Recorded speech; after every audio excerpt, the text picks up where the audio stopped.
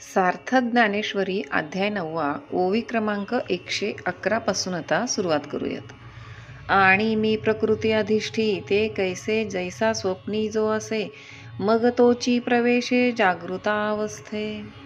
आणि मी प्रकृतीचा स्वीकार करीतो तो कसा म्हणशील तर जसा स्वप्नावस्थेत असलेला मनुष्य जागृतावस्थेत येतो तसा. तरी स्वप्नवनी जागृती येता काय पाय दुखती पंडुसुता किं स्वप्ना माझी असता प्रवासू होय. तर हे पंडुसुता, स्वप्नावस्थेतून जागृतावस्थेत येताना त्या मनुष्याचे पाय दुखतात का, किंवा स्वप्नात असताना त्याला खरोखर फिरण्याचे श्रम तरी होतील का. या अघवियाचा अभिप्रायो काही जे हे भूतसृष्टीचे काही मज एकही करणे नाही ऐसाची अर्थो. या सर्वांचा अभिप्राय काय म्हणशील तर ही भूतसृष्टी निर्माण करण्याला मला काही एक करावे लागत नाही, हाच अर्थ आहे.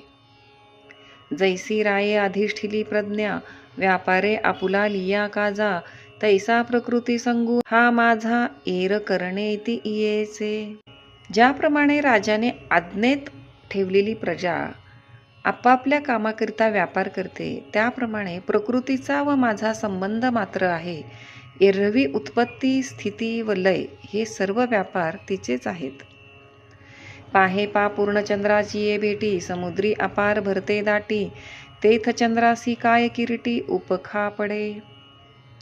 हे पहा, पौर्णिमेच्या चंद्राची भेट होताच समुद्राला अपार भरती येते. पण अर्जुना, इथे चंद्राला काही श्रम पडतात का. जड परिजवळी का लोक चळे तरी चळो का तरी कवणू शिणू भ्रामका सन्निधानाचा. लोखंड जड असूनही लोहचुंबक जवळ असल्याने जरी हलते तरी लोहचुंबकाला लोखंडाच्या जवळ असण्यात श्रम का आहेत. किंबहुना या परी मी निज प्रकृती अंगीकारी आणि भूतसृष्टी एकसरी प्रसवोची लागे. किंबहुना याप्रमाणे मी स्वकीय प्रकृतीचा अंगीकार केला म्हणजे एकदम प्राणीमात्राची उत्पत्ती होऊ लागते. जो हा भूतग्रामो आघवा असे प्रकृती अधीन पांडवा जैसी बीजाची या वेल पालवा समर्थ भूमी. हे पांडवा, हा सर्व प्राणी समुदाय प्रकृतीच्या अधीन आहे. ज्याप्रमाणे बीजाला वेली पाने वगैरे उत्पन्न करण्यास भूमी समर्थ आहे. ना तरी बाळादिकाम वयसाम गोसावी देह संगू जैसा अथवा घनावळी आकाशा मार्शिये जेवी. अथवा बालपण तारुण्य व वृद्धपण या अवस्थांना ज्याप्रमाणे देहसंग हे मुख्य कारण आहे, किंवा आकाशात मेघपंक्ती उत्पन्न होण्यास जसा वर्षाकाल कारण आहे. काम स्वप्नासी कारण निद्रा तैसी प्रकृती हे नरेंद्रा या आशेषाही भूतसमुद्रा गोसाविणीगा. किंवा स्वप्नाला जशी निद्रा कारण आहे त्याचप्रमाणे हे नरेंद्रा या सर्व प्राणी समुदायाला प्रकृती मुख्य कारण होय. स्थावरा आणि जंगमा स्थूळा अथवा सूक्ष्मा हे असो भूतग्रामा प्रकृतीची मूळ. स्थावर जंगमाला स्थूल सूक्ष्माला फार काय सांगावे, या सर्व जगाला प्रकृतीच मूळ कारण होय. म्हणून भूते हन सृजावी का सृजिली प्रतिपाळावी इये करणी न येती आघवी अमुचिया अंगा. म्हणून प्राणी उत्पन्न करावे किंवा उत्पन्न झालेल्यांचा प्रतिपाल करावा, या सर्व कृतींचे कर्तृत्व मजकडे येत नाही. जळी चंद्रके चिया पसरती वेली ते वाढी चंद्रे नाही वाढविली तेवी माते पाऊनी ठेली दुरी कर्मे. पाण्यात वेल पसरल्याप्रमाणे चंद्राचा प्रकाश दिसतो, त्याची उत्पत्ती चंद्राने केलेली नाही. त्याप्रमाणे ही कर्मे मजपासून उत्पन्न झालेली असूनही मजपासून दूरच असतात. श्लोक 9. न च मांतानि कर्माणि निबंधन्ति धनंजय उदासीन वदासीन मसक्तं तेषु कर्मसु. अर्थात, आणि हे अर्जुना, ती कर्मे उदासीनाप्रमाणे असणाऱ्या त्या कर्मामध्ये आसक्त फलाची इच्छा न ठेवणाऱ्या मला बद्ध करीत नाहीत. आणि सुटली या सिंधुजळाचा लोटून न शके धरू सैंधवाचा घाटू, तेवी सकळ कर्मा मीची शेवटू, ती काय बांधती माते. ज्याप्रमाणे सागराच्या पाण्याचा लोट वाहू लागल्यावर त्याला मिठाचा बांध अडवू शकत नाही, त्याप्रमाणे माझ्यात लय पावणारी सर्व कर्मे मला कशी बांधू शकतील. धूम्ररजांची पिंजरी वाजती या वायू ते जरी होकारी, काम सूर्यबिंबा माझारी अंधारे शिरे. धुराचा लोट जर वाहणाऱ्या वायूस हाक मारून अडथळा करील किंवा सूर्यबिंबात अंधार शिरेल. हे असो पर्वताची ये हृदयीचे, जेवी पर्जन्यधारास्तव न खोंचे, तेवी कर्मजात प्रकृतीचे न लगे मज. फार काय सांगावे. ज्याप्रमाणे पर्वताच्या पोटातील द्रव्यांना पावसाच्या अतिवृष्टीने काही बाधा होत नाही, त्याचप्रमाणे प्रकृतीच्या कर्मापासून मला काही एक बाधा होत नाही. एरवी इये प्रकृती विकारे, एकू मीची असे अवधारी, परी उदासीनासिया परी करीना करवी. एरवी त्या प्रकृतीच्या कार्याला मीच एक कारण आहे असे समज, परंतु उदासीनाप्रमाणे मी काही करीत नाही व करवीतही नाही. जैसा दीपू ठेविला परिवरी, कवणा ते नियमी ना निवारी, आणि कवण कवणीये व्यापारी, राहाटे तेही नेणे. ज्याप्रमाणे घरात ठेवलेला दिवा अमुक कर किंवा करू नको असे कोणाला सांगत नाही, आणि कोण काय व्यापार करीतो हेही जाणत नाही, तो जैसा का साक्षीभूतू ग्रह व्यापार प्रवृत्ती हेतू, तैसा भूतकर्मी अनासक्तू मी भूती असे. तो साक्षीभूत असून ग्रहकृत्यांची प्रवृत्ती होण्यास कारणीभूत होतो, त्याप्रमाणे मी भूतांच्या कर्मांमध्ये उदासीन असाच भूतांमध्ये असतो. हा एकची अभिप्रावो पुढत पुढती, काय सांगो बहुता उपपत्ती, एथ एक हेळाम सुभद्रापती एतुले जाणपा. हा एकच अभिप्राय खरा आहे, पुन्हा पुन्हा पुष्कळ पर्यायांनी काय सांगू. तर हे सुभद्रापती एकदा एवढे लक्षात ठेव. श्लोक 10.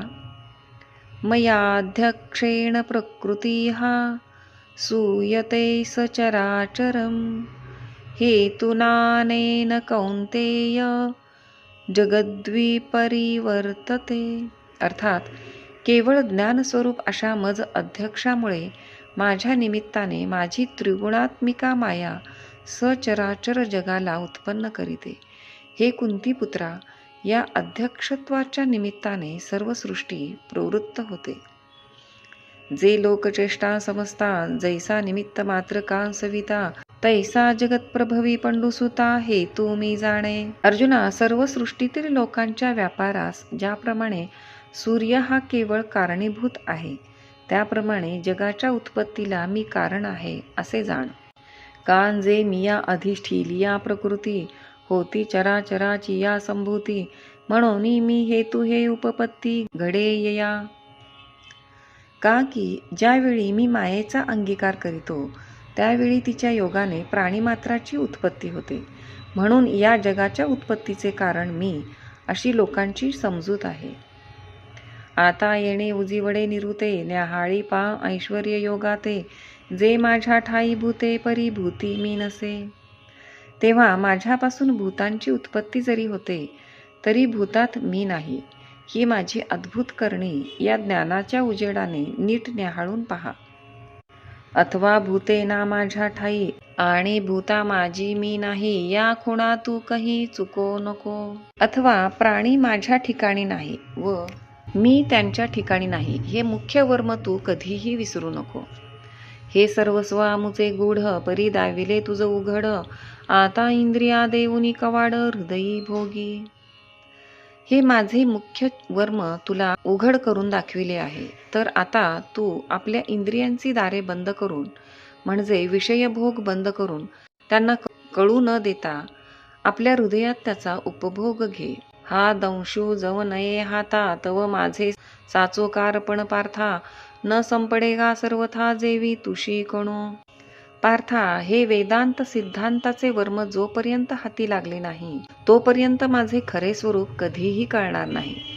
ज्याप्रमाणे कोंड्यात शोधू लागले असता दाण्याचा एक कण सुद्धा सापडत नाही, एरवी अनुमानाचे नी पैसे, आवडे किर कळले ऐसे, परी मृगजळाचे नी ओलांशे, काय भूमी तिमे. एरवी अनुमानाच्या जोरावर जीवांना परमात्मज्ञान झाले आहे असे वाटते खरे, परंतु ते व्यर्थ. कारण मृगजळाच्या ओलाव्याने जमीन कधी भिजली आहे का? नाही. जे जाळ जळी पांगिले, तेथ चंद्रबिंब दिसे अंतुडले, परी थडिये काढूनी झाडिले, तेव्हा बिंबके सांगे. माशाला धरण्याकरिता जे जाळे पाण्यात पसरतात, त्यात चंद्राचे बिंब सापडल्यासारखे दिसते, परंतु ते जाळे नदीच्या काठांवर काढून झाडल्यावर चंद्रबिंब कोठे असते सांग बरे. तैसे बोलवरी वाचा बळे, वायांची झकवी जती प्रतीतीचे डोळे, मग साचोकारे बोधा वेळे आथी ना होई जे. त्याचप्रमाणे आम्हाला अनुभव आला असे शब्दांच्या व वाणीच्या योगाने किती एक लोक वरकरणे दाखवितात, पण मग खऱ्या बोधाच्या परीक्षेची वेळ आली म्हणजे त्यावेळेस खरोखर त्यांना असलेले वाचाळ ज्ञान निरुपयोगी होते. श्लोक 11. अवजानन्ति मां मूढा मानुषीं तनुमाश्रितं, परं भावमजानन्तो मम भूतमहेश्वरम. अर्थात अविवेकी लोक सर्व भूतांचा महान ईश्वर अशा माझ्या श्रेष्ठ भावास न जाणणारे असे होऊन मनुष्याची तनु धारण केलेल्या मला तुच्छ लेखितात, माझी अवज्ञा करीतात. किंबहुना भवा बिहाया आणि साचे चाड आथी जरी मिया, तरी तू गा उपपत्ती इया जतन कीजे. किंबहुना या संसाराला भिवून माझ्या प्राप्तीची जर खरी इच्छा असली तर तुला हे जे मी वर्म सांगितले ते आपल्या लक्षात पूर्ण वागीव. एरवी दिठी वेधली कवळे, तै चांदणिया ते म्हणे पिवळे, तेवी माझ्या स्वरूपी निर्मळे देखती दोष. एरवी काविळीच्या योगाने दृष्टी दूषित झाल्यावर तो मनुष्य चांदण्याला पिवळे म्हणतो, त्याप्रमाणे निर्दोष असे जे माझे शुद्ध स्वरूप, त्या स्वरूपाच्या ठिकाणी त्याला दोष दिसतात. ना तरी ज्वरे विटाळले मुख, ते दुधाते म्हणे कडू विख, तेवी अमानुषा मानुष मानिती माते. किंवा तापाने कडू तोंड झाल्यावर त्याला ज्याप्रमाणे दूध विषासारखे कडू लागते, त्याप्रमाणे मी मनुष्य नसूनही मनुष्य आहे असे मला मानतात. म्हणून पुढत पुढती धनंजया, झने विसंबती या अभिप्राया, जे या स्थूल दृष्टी वाया जाई जे लगा. म्हणून हे धनंजया, वारंवार सांगतो की या अभिप्रायाला कदाचित विसरशील हो. कारण जर नुसत्या स्थूल दृष्टीने पाहू लागलास तर तुझे पाहणे व्यर्थ होईल. पै स्थूल दृष्टी देखती माते, तेची न देखणे जाण निरुते, जैसे स्वप्नीचे नि अमृते अमरा नोहिजे. ज्याप्रमाणे स्वप्नातील अमृताने कोणी अमर होत नाही, त्याप्रमाणे जे मला स्थूल दृष्टीने पाहतात ते मला खरोखर पाहत नाहीत. एरवी स्थूल दृष्टी मूढ माते जाणती कीर दृढ, परी ते जाणणेची जाणणे याड रिगोनी ठाके. एरवी अज्ञानी लोक स्थूल दृष्टीने मला जाणले असे म्हणतात, परंतु त्यांचे स्थूल दृष्टीचे जाणणेच यथार्थ ज्ञानाच्या आड येते. जैसा नक्षत्राची आभासा, साठी घातू झाला तया हंसा, माझी रत्नबुद्धीची या आशा रिगोनिया. ज्याप्रमाणे नक्षत्राचे प्रतिबिंब पाण्यात पाहून ते मोतीच आहेत असे समजून ते प्राप्त करून घेण्याकरिता हंसपक्षी पाण्यात उडी टाकून प्राणास मुकतो. सांगे मंगा या बुद्धी मृगजळ, ठाकुनी आलियाचे कवण फळ, काय सुरतरू म्हणोनी बाबुळ सेविली करी. गंगा आहे असे समजून मृगजळाजवळ जर कोणी गेला तर त्याला त्या ठिकाणी काय प्राप्त होईल सांग बरे. त्याचप्रमाणे कल्पवृक्ष समजून बाभूळ हाती धरल्यावर त्याचा काय उपयोग होणार. हार निळया चाची दुसरा, या बुद्धी हातू घातला विखारा, का रत्ने म्हणून गारा वेंची जेवी. नीळमण्याचा 2 सरांचा हार समजून जर कवड्या सर्पाला हाती धरले किंवा रत्न समजून गारा वेचून घेतल्या, अथवा निधान हे प्रकटले म्हणून खदिरांगार खोळे भरिले, का सावली नेणता घातले कुहासिंहे. अथवा द्रव्याचा ठेवा जमिनीतून वर येऊन उजेड पडला आहे असे समजून खैराचे निखारे पदरात घेतले, अथवा आपलीच पडछाया पाण्यात पडली आहे हे न समजल्यामुळे सिंह विहिरीत उडी टाकून ज्याप्रमाणे प्राणास मुक्तो. तेवी मी म्हणोनी प्रपंची, जीही बुडी दिधली कृतनिश्चयाची, तीही चंद्रासाठी जेवी जळीची प्रतिभा धरिली. त्याप्रमाणे प्रपंचात मी साकार दिसतो तसाच आहे.